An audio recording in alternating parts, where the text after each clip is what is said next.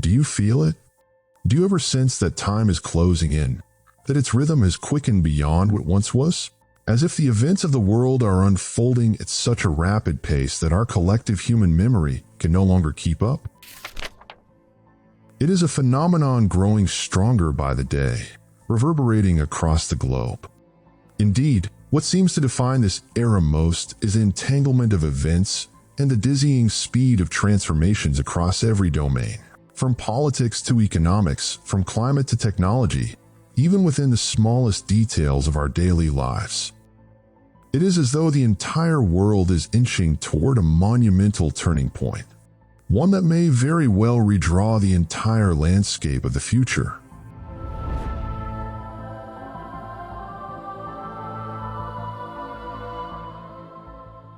This sudden shift in the tempo of time may not be mere coincidence, but rather the delayed reverberation of accumulations we failed to notice until now. So, are we truly prepared to face this emerging reality? Or are we still clinging to outdated ways of thinking, futile in a world where velocity now triumphs over stability? Many have felt it at one point or another, though some have attributed this phenomenon, now increasingly undeniable, to the natural perception shifts that accompany age, recalling how time felt slower in childhood than it does now. Others point to the nature of time itself in this era, an era marked by the staggering acceleration of technology, which, in turn, has reshaped our experience of time.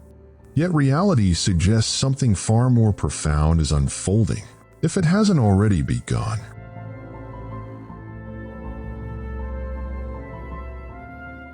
Its signs are everywhere, scattered yet strangely interlinked.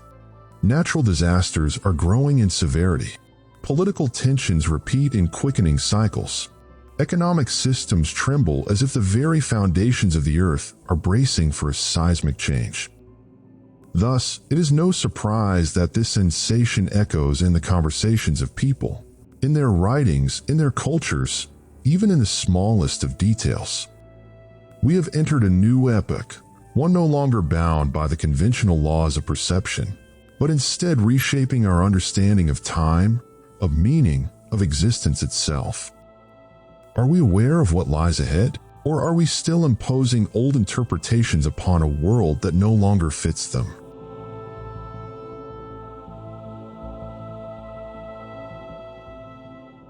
It all began nearly 2 decades ago, and if you reach back in your memory, trying to summon those years, they may feel like a fleeting dream, despite all they contained.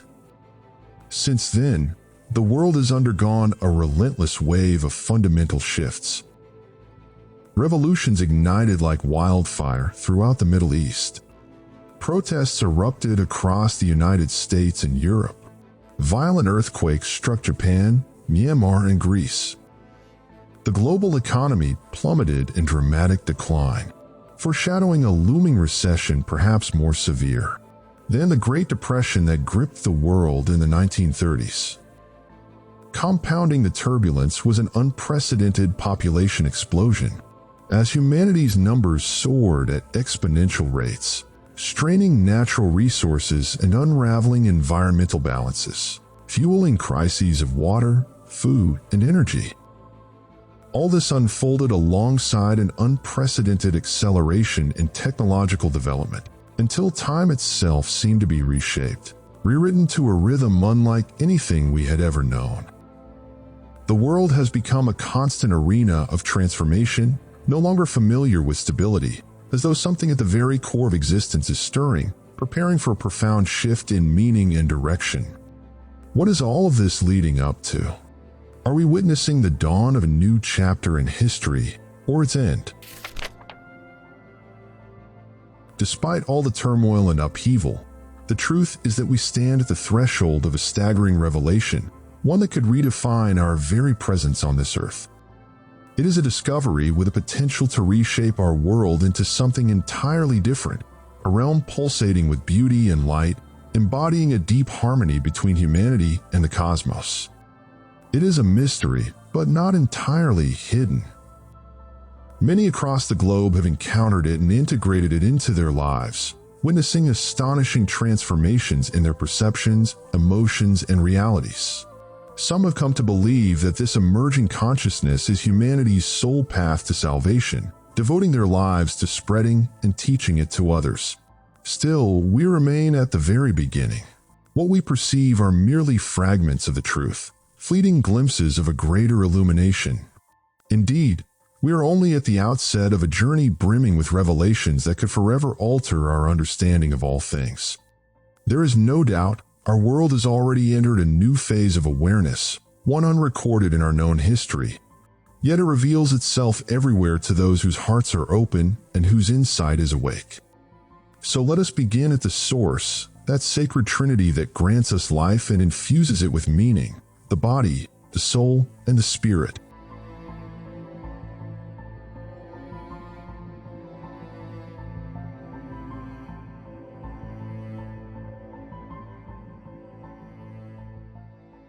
Though each is indispensable, to this day we comprehend little beyond the body, and even that only in part. We have mapped the brain, dissected the nervous system, studied the body's organs and functions with remarkable scientific precision. We now understand much about memory, behavior, thought, and emotion. But what of the spirit? What do we truly know about this deeper, richer, more elusive dimension? What of the soul, the force that animates the body and experiences existence through it? Where does it originate? What is its essence? What is the purpose of its presence? Are the soul and spirit merely energetic echoes, or eternal flames of divine light placed within us from a higher realm? Can we ever grasp them as we have grasped the body and mind? Or do they demand a different kind of awareness and a new language through which to express it?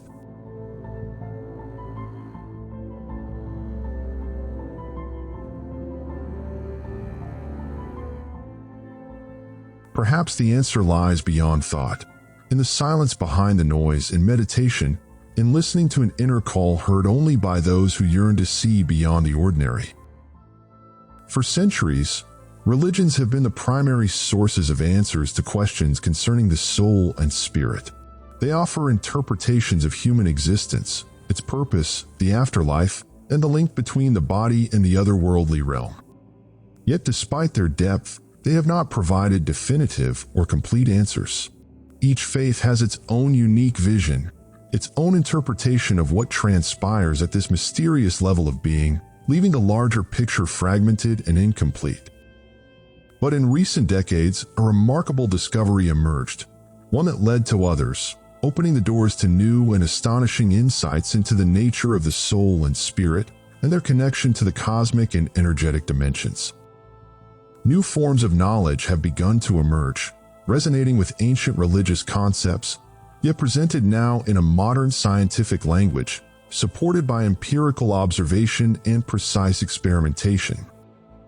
And yet, these astonishing insights have largely passed unnoticed by the collective consciousness, receiving little recognition or dissemination.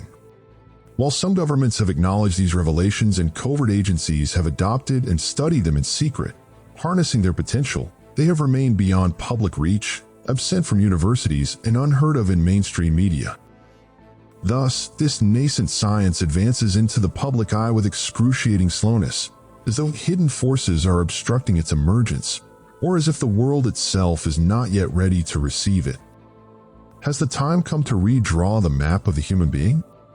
Are we nearing the moment when the mysteries of the soul and spirit will finally be unveiled? Those hidden realms we inhabit moment by moment, shaping our reality, guiding our decisions, and giving meaning to every breath of existence.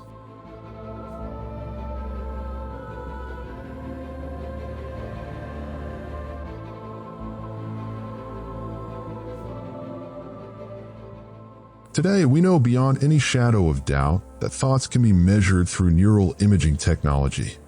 Each thought carries a frequency that can be detected as electrical currents course through the brain's cells. In other words, thoughts are measurable, manifesting as waves that can be recorded and analyzed.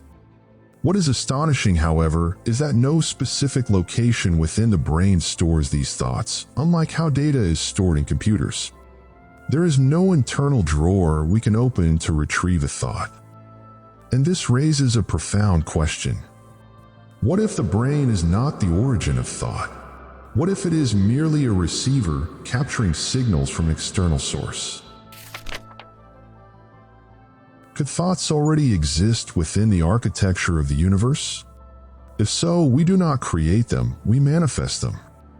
Imagine that the human mind is nothing more than a delicate antenna, receiving waves from an invisible field, a field brimming with ideas and meanings, just as radio stations capture broadcasts from ether. If this is true, then thought is not merely an internal process, it is an interaction between us and that vast field. A dialogue between individual consciousness and universal awareness. This opens the door to an even greater question. If our thoughts radiate with frequencies that can be measured, can they also manifest in the external world? Can they influence matter, people, and events? Is not the thought born within you today capable of reshaping the future? Could it be that we are not mere observers of reality, but co-creators of it? And does this contradict divine will, or affirm it? A will that created humanity and bestowed upon it the gift of free will, making us worthy of accountability and deserving of all that we encounter through every moment in time.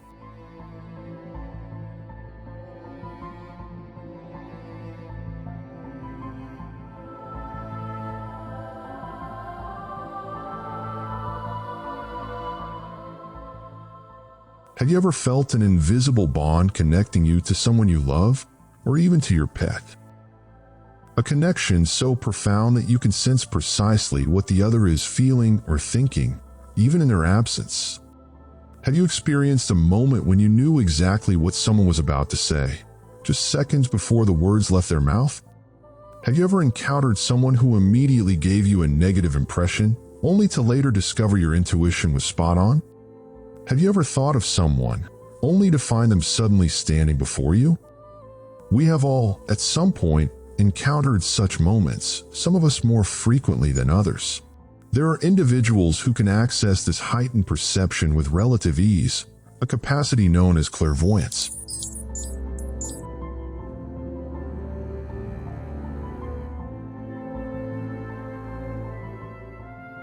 Let us simplify and say that when you think of something, it appears before you, not physically, but in another dimension that surrounds us all. Since we are unaware of this realm, let us for now call it the world of ideas. It is the primordial plane where every action must first be conceived in thought. Whether you plan to build a house or make a sandwich, thought inevitably precedes action. Even unconscious thoughts precede movement, if only by a fleeting instant. This is not foreign to us. We simply think first, then act. It is part of our nature, where our physical actions harmonize with our intangible thoughts. Thus, it is said that we move through our thoughts, translating abstract concepts into tangible deeds. When an inventor is struck by an idea, that idea can swiftly travel to their peers and collaborators. Ideas are inherently transmissible. Multiple individuals can simultaneously conceive the same notion, allowing it to evolve and expand. In this context, do not imagine ideas as isolated entities, but rather as a singular field to which all minds are connected. Though we cannot perceive the world of ideas with our physical senses and may never grasp the original form of a concept, we do comprehend its essence through language, body cues, and intuition, which bridges disparate thoughts. In this way, we each contribute a piece of ourselves to the idea, our personal imprint, without veering from the shared purpose.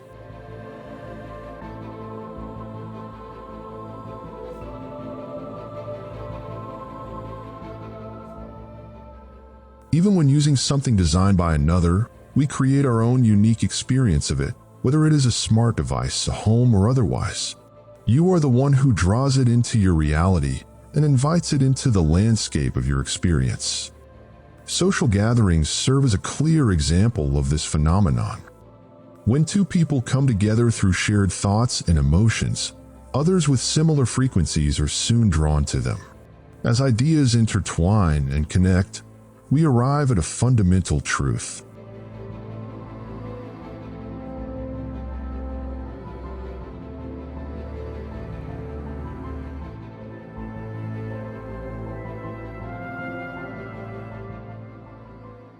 This new understanding of our interconnection reveals that we are not merely linked on a physical plane, but on mental and spiritual levels as well. Until recently, humans believed connection was limited to the material realm and assumed that consciousness and thought were solitary experiences. Yet the truth is far more astonishing. We are connected in ways that defy previous beliefs, bound together more deeply than we ever imagined.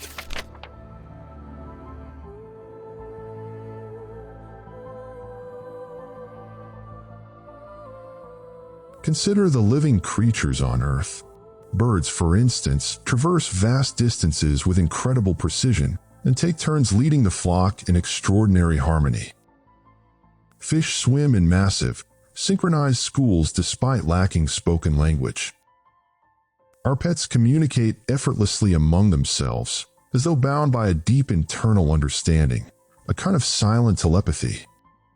Nearly every living being observed on this planet possesses this form of connection, at least within their own species, if not with others. And yet we, as humans, the next phase in the evolution of life, seem to lack this profound form of communication. What prevents us from being connected in the same way? Why do we struggle to communicate telepathically?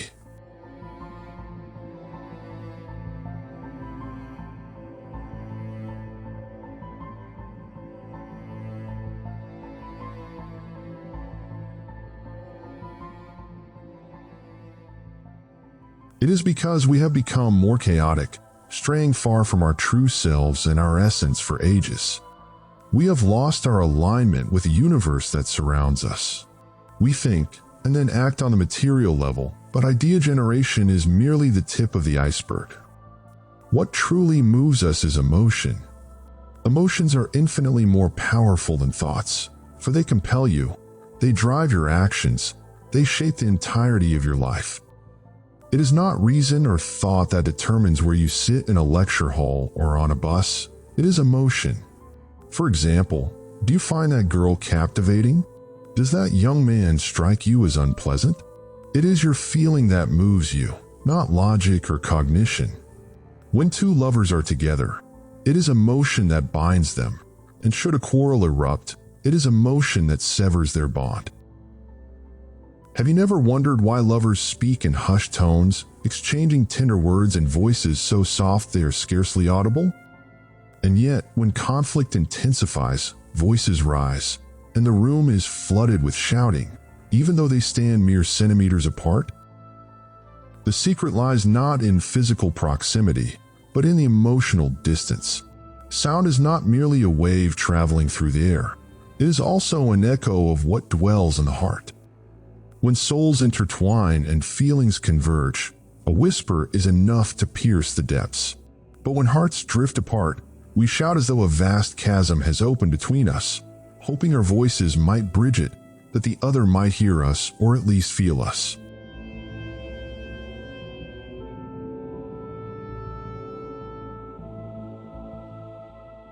Have you ever woken one morning with a scowl, stumbled into a table as you moved, and thought, "This is going to be a bad day"? And then, indeed, the entire day unfolded miserably, as though everything around you were falling apart? And what of the mornings when you rose brimming with joy and energy, only to find your day flowing smoothly, filled with positivity?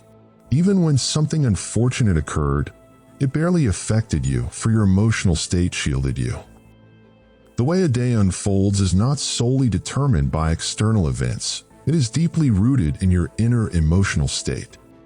When you feel weak, you truly become weak in the material world. And when you feel strong, that strength is reflected in your reality. If we observe the society around us, we find countless examples affirming this truth. Those who succeed the most are often those who constantly speak of success. And those who suffer illness are frequently the ones who speak of it most. Yes, even illness is something we often invite upon ourselves. We tend to blame viruses or our weakened immunity, but the true cause of our vulnerability lies within us. A negative energy or toxic emotion we have allowed to invade and dominate our being. Yet we also hold the power to heal ourselves. The human body is masterfully designed to cure itself. The lesson here is this: you are the architect of your own life.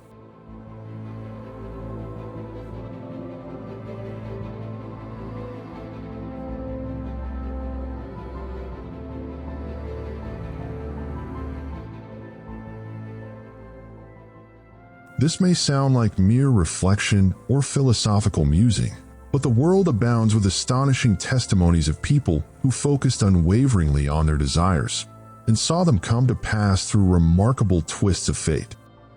This is only a glimpse into the vast ocean of our inner worlds. Yet it is real, and within your power to transform everything in your life by sheer will. Still, some may object, you cannot change the world just by sitting still and thinking. At its core, that's true. But the matter lies in your emotions and thoughts. Change the way you think, and your entire life will change. Then, you will no longer see the world as it is, but as you are able to reshape it through a field of positive energy flowing from within you, radiating into everything that surrounds you. The proof of this lies in an astonishing experiment conducted by the Japanese scientist Masaru Emoto, through which he made a discovery that did not receive the attention it truly deserved in scientific circles. He demonstrated that words and emotions have an effect on water. In this experiment, he wrote "I love you" on a glass of water, and the crystals froze in exquisite, harmonious shapes. However, when he wrote "I disgust you" and "I want to kill you" on another glass, the crystals froze in distorted and ugly patterns. Imagine if words can have such an impact on water, what effect must they have on our bodies, which are predominantly made of water? Although we may believe that the world will continue unchanged whether we are in it or not, this is not true. People interact with one another, and this interaction creates the sequence of events. Therefore, if one person were to disappear, everyone's experiences would change, and the entire course of life would transform. We do not live in a vacuum. We are influenced by everything that is said around us, by every thought we entertain, and by every message we send into our inner being, whether we are conscious of it or not. Every negative thought, every discouraging phrase, every feeling of guilt, fear, or sadness leaves its mark within our cells, disrupting their balance and distorting their vibrations, much like what happened to those crystals in the water experiment.